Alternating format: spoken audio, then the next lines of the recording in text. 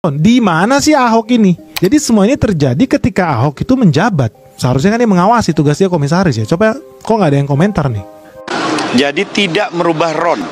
Karena penambahan RON itu, jadi kita minta kepada masyarakat agar tenang. Tetapi penyidik menemukan tidak seperti itu. Ada RON 90 atau di bawahnya, ya 88, di blending dengan RON 92. Jadi RON dengan RON. Tadi kan tidak seperti itu. Sebagaimana yang telah saya sampaikan tadi di dalam fakta yang ada.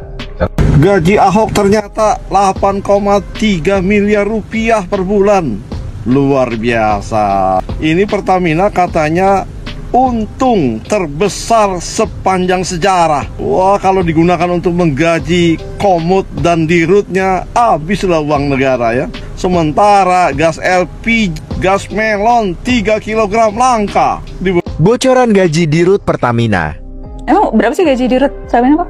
Dirut bisa sampai 500 juta. Sebulan? Iya. Kalau komut? 180-an. Tapi itu di luar bonus tantiam dan lain-lain. Kalau itu kan ada untung. Ya. Kalau nggak ada untung nggak bisa. Dan kalau ada untung 1% sampai 1,3%. Dan dibagi ke seluruh. Bagi sampai pegawai semua. Ya, ya. Itu pun saya turunin baginya ketika untung gitu banyak. Sementara kilang-kilang minyak tua meleduk hampir 4 bulan sekali. Waduh, pantas gak itu gaji sebesar itu? Ini BPK harus memeriksa dan Pertamina harus mengklarifikasi hal ini. Ini masyarakat jadi apa ini? Meledek Pertamina ya, karena pengurusnya gajinya kebesaran. Kejaksaan Agung tidak akan seberani itu kalau tidak mendapat izin dari Presiden. Oleh sebab itu, saya juga mengapresiasi bahwa Presiden membiarkan Kejaksaan Agung itu bekerja. Apapun motif, kalau ada motif politik ya terserah, tapi hukum tegak seperti itu. Dan itu mungkin sebuah permulaan dari... Lagi diurus itu semua, ya? Lagi diurus semua, oke. Kita bersihkan, kita tegakkan, kita akan pokoknya membela kepentingan rakyat. Gila, skandal korupsi 1.000 triliun di Pertamina. Ahok terlibat? Bayangkan, 1.000 triliun lenyap begitu saja. Angka yang lebih besar dari anggaran kesehatan, pendidikan, bahkan infrastruktur negara. Ini bukan sekadar korupsi, ini penghancuran ekonomi bangsa. Siapa yang harus bertanggung jawab?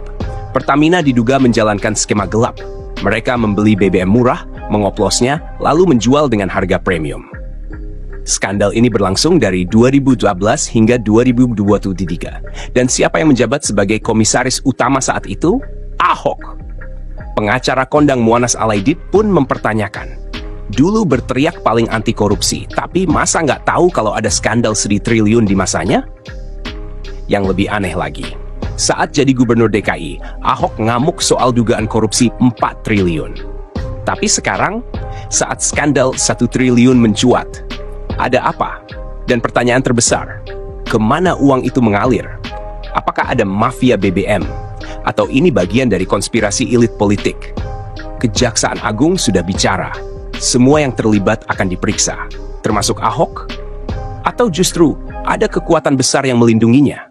Jawaban ada di depan mata, tapi pertanyaannya, apakah kita siap menerima kebenarannya? Jangan kemana-mana, kita kupas tuntas sampai ke akarnya. Orang miskin jangan lawan orang kaya, nggak menang kamu. Orang kaya jangan nantang pejabat, bangkrut kamu. Nah kamu harus cocoknya kita tuh jadi pejabat. Saya bisa bantu orang miskin sekaligus bisa melawan pejabat yang lalim. Ya kita dari kecil itu susah. Bapak saya tahu nggak? Kalau saya susah, saya pulang ke kampung saya nanam singkong. Kalau kalian terdidik susah, kalian bisa jadi dosen, bisa hidup. Itu jadi kita dari kecil. Bapak saya ajarin uang itu penting, tapi harus kita yang jadi tuannya. Sebetulnya ya bukan mau bela diri. Banyak orang salah paham soal BBM subsidi. Pertamina itu sangat dirugikan secara perusahaan ketika subsidi. Misal contoh ya, pemerintah cuma kasih pokoknya subsidi hanya boleh nombok Rp1.000 per liter. Tahu-taunya harga minyak naik nih. Makanya presiden juga katakan nggak boleh naik. Coba kalau bandingkan gini gampang kok. Kan ada sekarang kan ada swasta juga yang jual bensin gitu ya. Begitu harga dunia naik dia pasti naik tuh. Pertamina kagak naikin.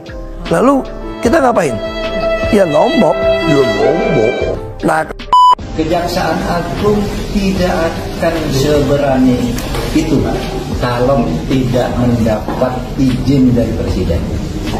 Oleh sebab itu, saya juga mengapresiasi bahwa Presiden membiarkan Kejaksaan Agung itu bekerja. Apapun motif, kalau ada motif politik ya terserah, tapi hukum tegak seperti itu.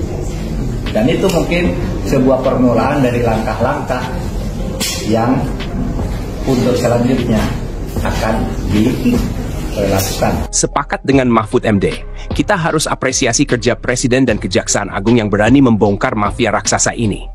Bayangkan, 1 triliun rupiah raib. Uang rakyat, hasil keringat bangsa, diduga dijarah oleh segelintir orang yang rakus. Harusnya koruptor kelas kakap begini langsung dihukum mati. Kenapa? Karena uang ini pasti sudah disembunyikan di luar negeri. Kalau cuma di penjara, jangan mimpi. Mereka bisa nyogok, hidup mewah di balik jeruji, bahkan keluar masuk penjara seperti koruptor zaman dulu. Dan yang lebih gila, Pertamina ternyata korupsi tiap tahun. Tapi skandal ini baru meledak sekarang, dengan angka yang bikin merinding. Tapi ada satu pertanyaan besar. Apakah Ahok tahu lebih banyak dari yang kita duga?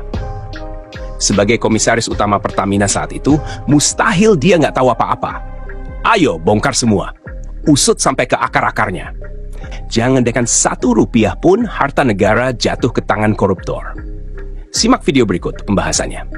Saya akan membahas kebiadaban PT Pertamina 15 tahun terakhir, berapa banyak rakyat dirugikan dan negara dirugikan. Red Liga Korupsi Indonesia, PT Pertamina berhasil menjadi posisi pertama dengan total kerugian negara 980 triliun. Anjir, ini hampir 1000 triliun. Lu bayangin aja, itu yang 980 triliun itu cuma kerugian negara. Kerugian kita sebagai masyarakat yang beli Pertamax ditipu itu belum dihitung, bajingan. Aduh, ini nih orang-orang mahasiswa yang demo kemarin, yang harusnya yang demo tuh yang kayak gini. Demo soal hukumannya, soal undang-undangnya. Ini yang kayak gini nih yang